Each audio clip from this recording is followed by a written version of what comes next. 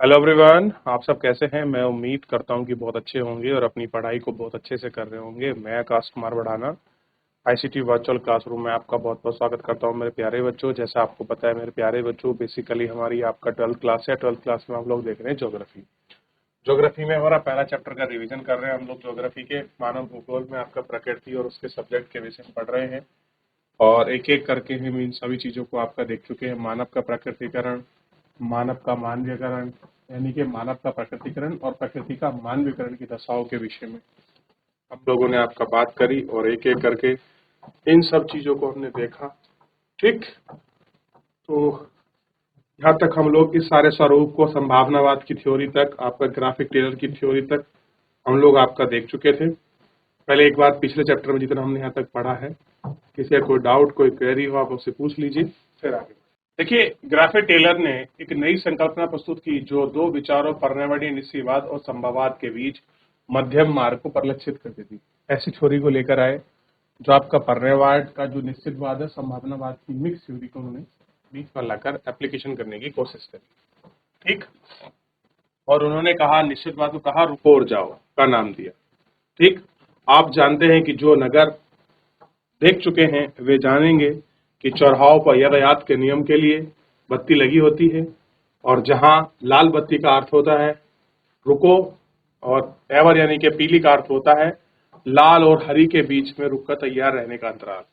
आप देखते हैं ट्रैफिक पे जाते हैं, ट्रैफिक पे 3 तरह की लाइट लगी होती है, हम बोलते हैं सिग्नल, जिससे बोलते हैं। रेड लाइट का मतलब है रुक जाओ, खतरा है। ग्रीन का मतलब है तो जाओ, रास्ता क्लियर है। येलो का मतलब होता है कि ग्रीन और रेड के बीच का समय है, कि आप ग्रीन भी हो सकती है, रेड भी हो सकती है, आपको अलर्ट खड़े हो रहा है। ठीक, वही कंडीशन कह रहा है रुको और जाओ।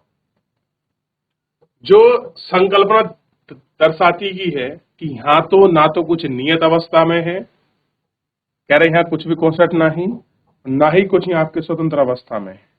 इसका अर्थ है कि प्रकृति नियमों का अनुपालन करते ही हमें प्रकृति पर विजय प्राप्त कर सकते हैं। उन्हें लाल संकेत में प्रचुर देना होगा, प्राकृतिक रूपांतरण की स्वीकृति देनी होगी और अपने विकास के प्रयत्नों को आगे बढ़ा सकते हैं। इसका तात्पर्य यह है कि उन सीमाओं में जो पर्यावरण को हानि ना करते हैं उन्हें संभावना उत्पन्न किया जा सकता है। अनाधुंध रफ्तार दुर्घटनाओं से मुक्त नहीं है।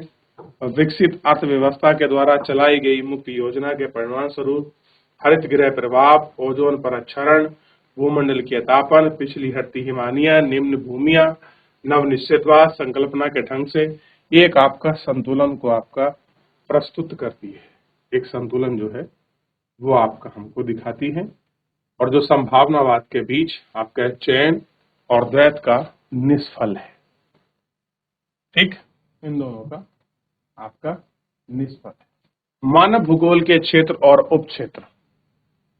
मानव भूगोल, जैसा कि आपने देखा है, मानव जीवन के सभी तत्व और अंतराल में वे घटित होते हैं और मानव संबंधित व्याख्या करने का प्रयत्न करती हैं। इस प्रकार से भूगोल की प्रकृति अत्यंत विषयक है। पृथ्वी पर तल पर पाए जाने वाले तो को समझना और उसके लिए भूगोल सामाजिक विज्ञानों की सहयोगी विषय में घनिष्ठ अंतर स्पष्ट किया जाए और यहाँ की रफ्तार उप क्षेत्रों का विकास भी इसी में निहित है और मानव भूगोल के साथ साथ मानव भूगोल के उप क्षेत्रों का परीक्षण भी किया जाए। तो इन सब चीजों को देखना और इन सब चीजों का परीक्षण भी बहुत ज्यादा जरूरी है। ठीक, देख लिया, आगे बढ़ जाए। आगे बढ़, समय अवधि। आरंभिक उपनिवेश युग अन्वेषण और वितरण भ्रद लक्षण है।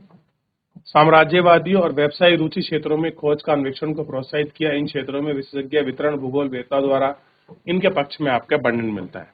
तो ये आरंभिक समय में है। ये पावागम में कैसे खोज की।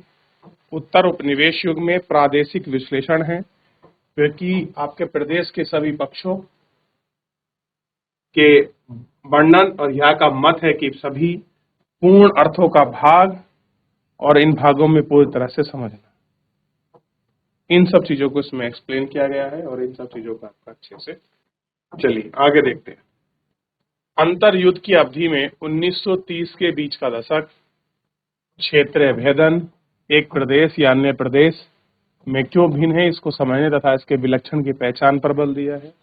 1995 के दशक के अंत में 1960 के दशक तक का अंत, स्थानीय संगठन, कंप्यूटर और परिस्थिति सांख्यिकी विधि का प्रयोग,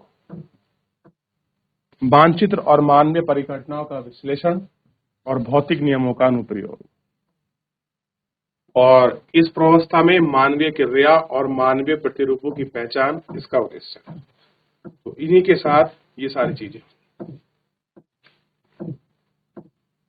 1970 का दशक मानवतावादी, अमूलवादी और व्यवहारवादी विचारों का उदय, मात्रात्मक क्रांति से उत्पन्न असंतुष्ट और आपका मानवीय रूप से भूगोलों के अध्ययन के चलते भूगोल में 1970 के दशक में 3 मूलभूत विचारधारा का जन्म। इन विचारधाराओं में अविधुत के नाम से मानव भूगोल की सामाजिक और आपका राजनैतिक अधिक प्रासंगिक बन गई है। विचारधाराओं में थोड़ी सी जानकारी आपका नीचे बॉक्स में आपका अवलोकित की गई है, तो इस नीचे वाले बॉक्स में आप देख सकते हैं। 1990 का दशक है भूगोल के उत्तर और आधुनिकतावाद, बृहद सामान्यकरण और मानवीय दशाओं की व्याख्या करने वाले वैश्विक सिद्धांतों का प्रायोजित प्रश्न उठने लगा है। क्या आप प्रत्येक स्थानीय संदर्भ में इसको बहुत महत्वपूर्ण समझते हैं? इस तरीके से इसको बड़ा महत्वपूर्ण समझा गया है। उन दशक को आप अच्छे से देख सकते हैं। ये देखिए आपके सामने है, कैसा उनको माना है, कैसा उनको देखा है, आप इस पर बात देखिए। अब ये कुछ ऐसे क्षेत्र हैं जहां पर भूगोल है। अब मान लीजिए हम सामाजिक भूगोल का अध्ययन करेंगे, तो सामाजिक भूगोल के उपक्षेत्र हैं व्यवहारवादी भूगोल, सामाजिक कल्याण वाला भूगोल, अवकाश का भूगोल, सांस्कृतिक भूगोल, लिंग भूगोल, ऐतिहासिक भूगोल और चिकित्सक भूगोल। तो ये 7 इसके उपक्षेत्र हैं। इसी में आपका सामाजिक विज्ञान, मनोविज्ञान, कल्याण क्षेत्र, समाज क्षेत्र, मानव, सामाजिक, इतिहास, महामारी, नगरीय नियोजन और विज्ञान, ये सारी चीजें यहाँ है। ठीक, तो इनको आप अच्छे से देख सकते हैं। ये वो क्षेत्र है, देख लीजिए। और सामाजिक भूगोल के इन क्षेत्रों का नाम आप जरूर लिखिए। अब व्यवहार भूगोल देख रहे हैं तो इसमें आपका मनोविज्ञान प्रवृत्ति है, सामाजिक में देख रहे हैं कल्याण वाला है, अवकाश भूगोल में देख रहे हैं समाज शास्त्र का अध्ययन है, और ये इन सब चीजों में आपका एक एक करके आपका लिखा। चलिए आगे बढ़े। दूसरा देखिए,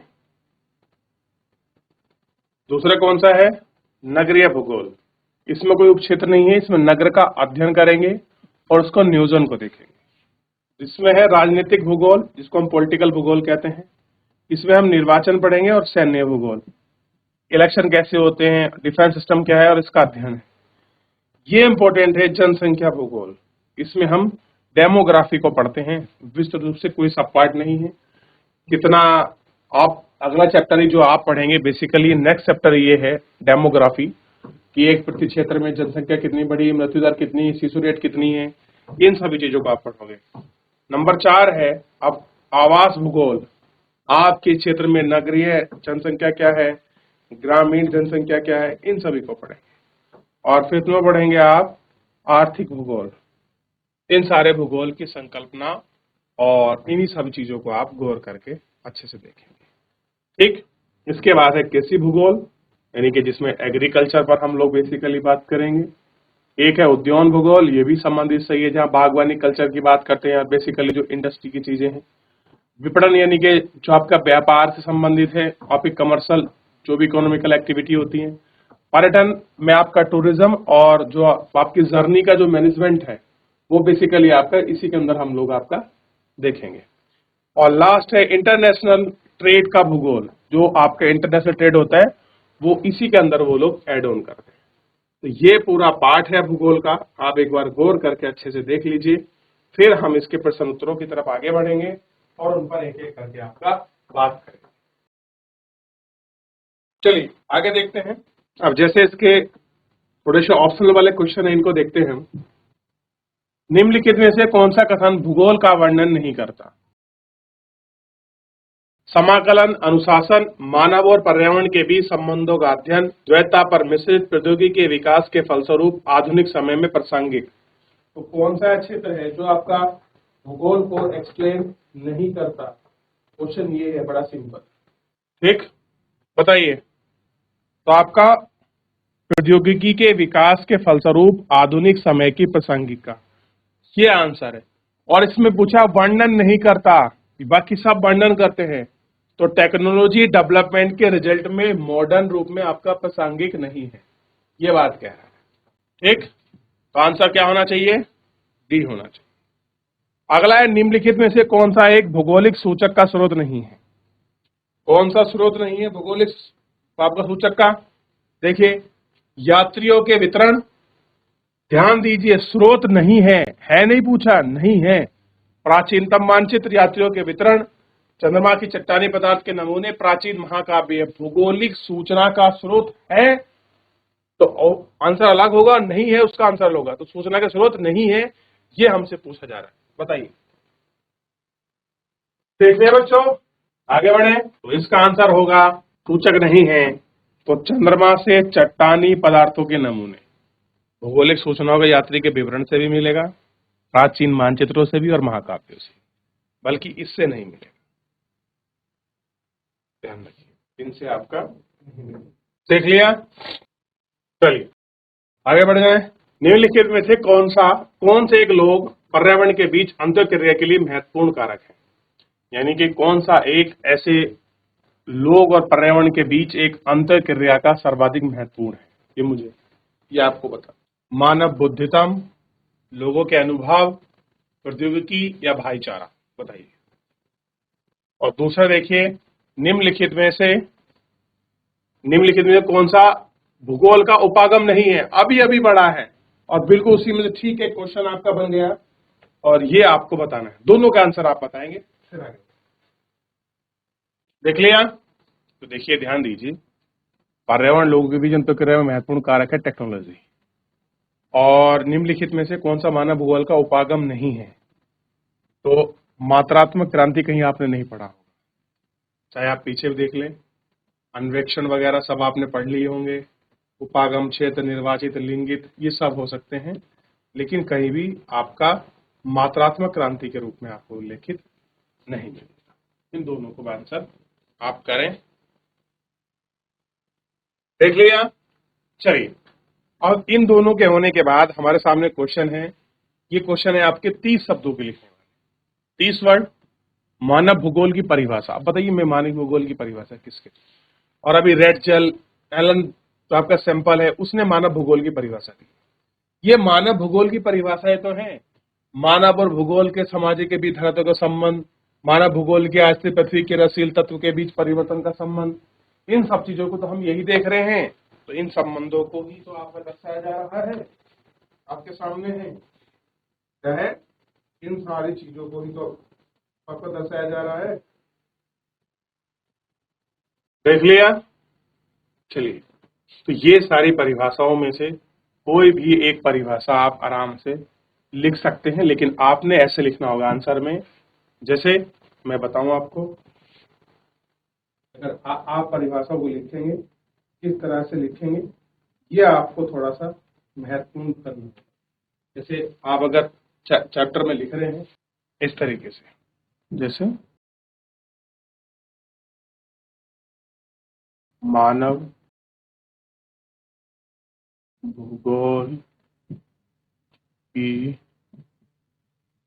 परिभाषा किसके? रेट जेल के अनुसार। अगर आप ऐसे करके लिखेंगे, जिस भी ज्योग्राफर का नाम लेंगे उसी के अनुसार लिखोगे, रेड जेल के, एनएल सैंपल के, तो मानव भूगोल मानव समाज धरातल के बीच को संबंध को संश्लेषित करता है। तो ऐसे करके आपको लिखना होगा, तभी आप सही परिभाषा पर पहुंच सकते हैं। क्लियर है? कैसे पहुंच सकते हैं? सही परिभाषा पर पहुंच सकते हैं। ठीक, और अगला इसका क्वेश्चन आप थोड़ा देख लें एक बार। मानव भूगोल के कुछ उपागम क्षेत्रों के नाम बताइए। अभी अभी पढ़ा है, कोई सा भी एक उठा लीजिए, व्यवहारिक भूगोल, राजनीतिक भूगोल, किसी का भी उसी के लिख सकते हैं। मानव भूगोल सामाजिक विज्ञानों का अंतर संबंध कैसा है, तो अभी आप देख लीजिए, रेटजेल ने कहा है या फिर आपका एलन सैम्पल ने कहा है उसके सामने। चलिए, तो मेरे प्यारे बच्चों, फिलहाल आज के लिए इतना ही। मिलते हैं नेक्स्ट लेक्चर में, तब तक अपना ध्यान रखिए, स्वस्थ रहिए। मिलेंगे नए चैप्टर के साथ। धन्यवाद।